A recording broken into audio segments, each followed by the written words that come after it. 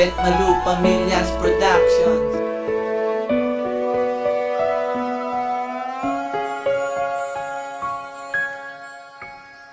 Maraming salamat sa mga pag-aalaga, mga payo nyo sa akin ay hindi ko nagawa. May ko pati ka ng buo, awitin ko tula para parating sa inyo ang nagawa ko mga sala. O aking mahal na magulang, huwag kayo mawalang tiwala.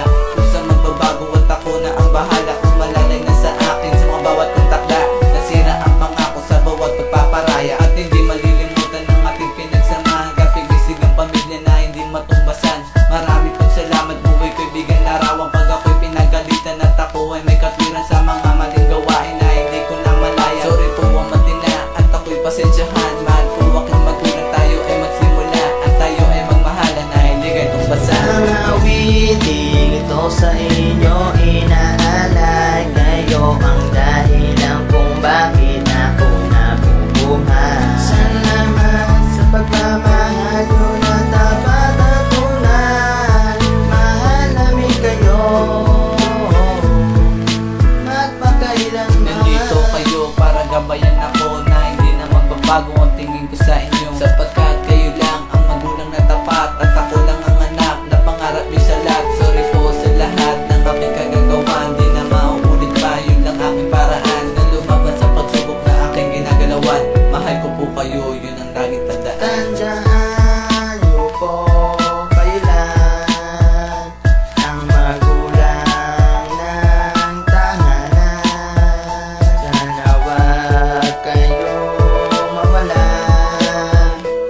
Aming ama't ina, ang awiting ito sa inyo inaalay, kayo ang dahilan kung bakit ako nabubuhay. Salamat sa pagmamahal nyo na dapat natunan. Mahal namin kayo